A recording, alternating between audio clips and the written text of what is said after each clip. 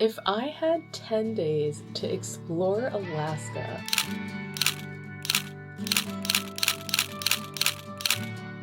I would want to see as many mountains and glaciers and as much wildlife as I could. After living here for the past 4 years, I put together what I think is the best 10-day summer itinerary for anyone who wants to see the best views and experience the best tours here in Alaska.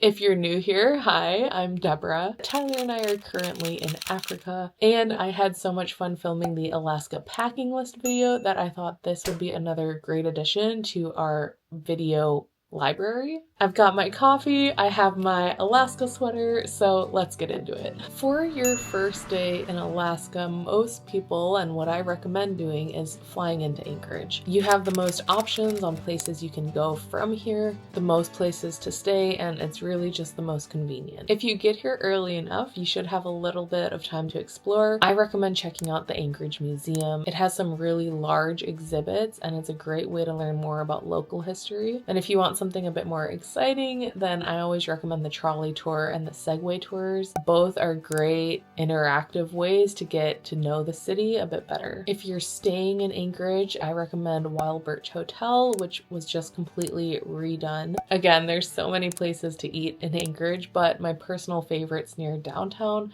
are 49th State Brewing. They have a great rooftop patio. You can enjoy the views, get some really nice food and drinks.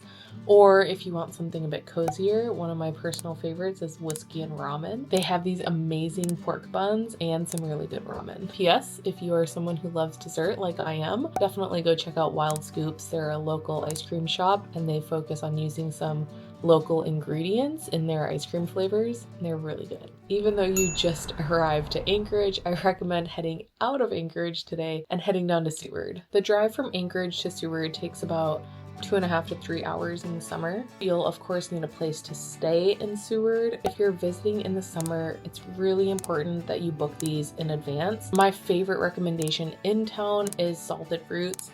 They have a couple of different cabin types, and we stayed in their yellow retro bus cabin. They're right on the beach. They have a super private, cozy feeling, and their cabins are just adorable. As soon as you leave Anchorage, you'll be driving along the Turnagain Arm, which is the most beautiful coastal highway. You'll have these gigantic mountains surrounding you. Make sure to stop at Birch and Alder. It's one of my favorite cafes. They have this amazing bagel sandwich called the Vegan Bagel Experience, and it is so good. It's my favorite thing to get, and I try to make Tyler stop every time we pass by. They also have coffee if you're in need of a little bit of caffeine for your drive. And depending what time of year you're visiting, whether it's really early summer closer to spring or really late summer closer to fall, then you also might have a chance to see some of the belugas that come into the arm. They can be tricky to spot, but it's an incredible experience if you manage to see them. If you started the day pretty early, you might have some extra time before heading into the town of Seward. What I recommend is stopping by the Kenai Fjords National Park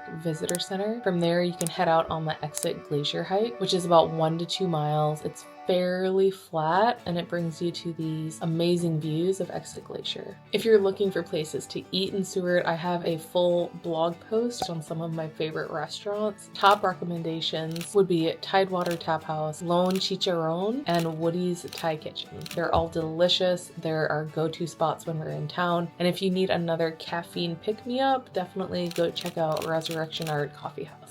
The most popular thing to do in Seward is to head out on a glacier and wildlife cruise through the Kenai Fjords National Park, and that is what I recommend focusing on for your full day in Seward. I've been out on every type of tour that Major Marine offers, and I've been out with Kenai Fjords before. To be completely honest, they're very similar, but just based on my personal experience, I've had a lot better glacier calvings and wildlife encounters on Major Marines. But they go to very similar places, the boats are very similar, the meals you have on board are very similar, so if one for some reason is full, it's not a big deal if you go with the other one. This is one of my personal favorite tours in Alaska. You get to sail through these giant fjords. If you're lucky, you can see whales and orcas, sea lions, otters, seals, puffins. And to top it off, if you're really lucky, you'll get to see some glacier cowlings. I recommend it to everyone visiting Alaska. If you're not sure which length of tour to do, I always recommend doing the longer tour if you can, only because this gives you the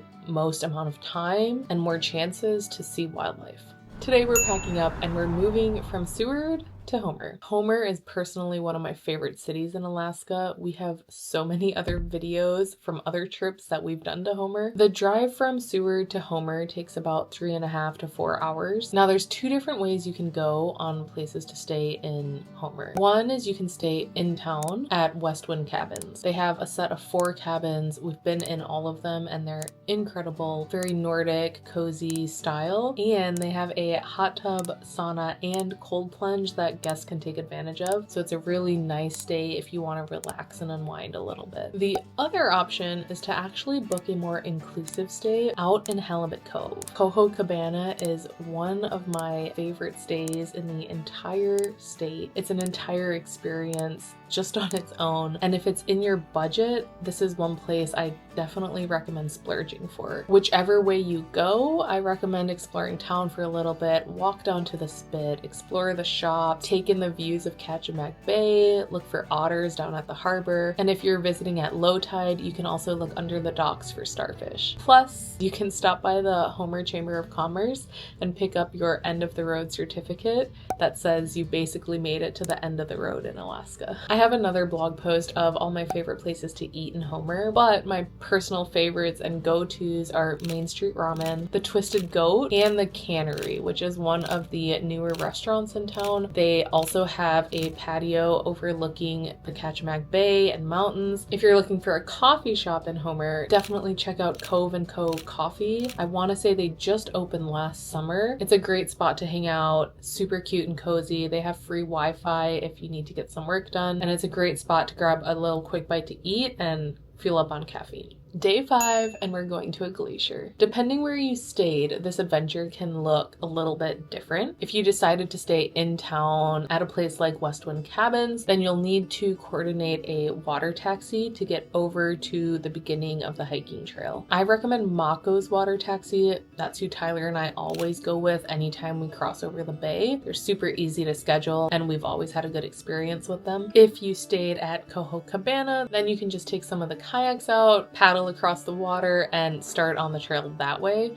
Just make sure to put your kayaks up really high on the beach because the tide can come and get them, and make sure to tie them up. If you book the water taxi, they'll drop you off right at the trailhead to Cruent Glacier. Now this hike can be a little steep in certain areas, so I recommend taking it slow. Make sure to have your bear spray with you. And if you really want to enjoy your day out at the glacier lake, bring a little picnic. They have a really large beach there. It's a great place to just sit down, enjoy the views. Just make sure to pack out everything you bring in with you. After spending the day there, you can head back, whether that's on a water taxi or kayaking back to Coho Cabana. Day 6, and this is probably one of the biggest adventures on this itinerary, which you'll also want to book way ahead of time, and that's flying out to Katmai National Park. Chances are, if you've been researching for your trip to Alaska, you've heard of Brooks Falls, you've heard of the bears there, you've heard of Katmai, and even though a one-day trip is pretty spendy, I think it's worth it. And it's one of those things in Alaska that I recommend everyone to splurge on.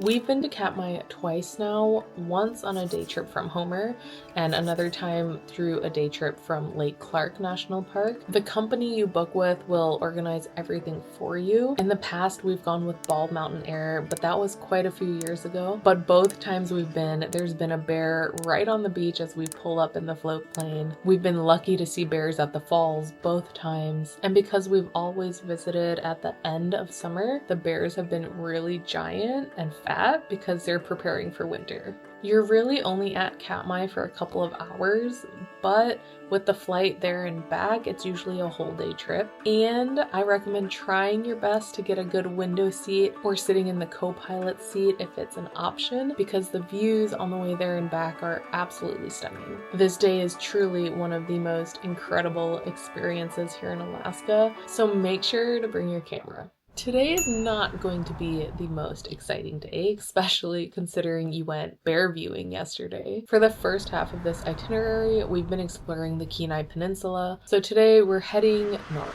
And that means driving almost 8 hours from Homer to Talkeetna. During the drive, you can pass through Denali State Park. It has some great views of Denali if it's a clear day out. If you're looking for a place to stay in Talkeetna, my top recommendation is the Talkeetna Airy Lodge / Talkeetna Airy Domes. You can see the mountain range in the background, and they have a sauna on site. While you're in Talkeetna, you'll definitely want to stop by Nagli's. It's an iconic landmark. It's also home to the Katmai, and it sits right on the main street in town, so you'll be able to walk around, visit all the shops, and grab a few bites to eat at the local restaurants. There aren't as many places to eat in Talkeetna as some of the other towns you've already visited, but Tyler and I's personal favorite is Mountain High Pizza Pie. They have a lot of unique varieties of pizza, and even though their other options might not be as good, we've never had a bad pizza. Another option is Denali Brewing or Brew Pub.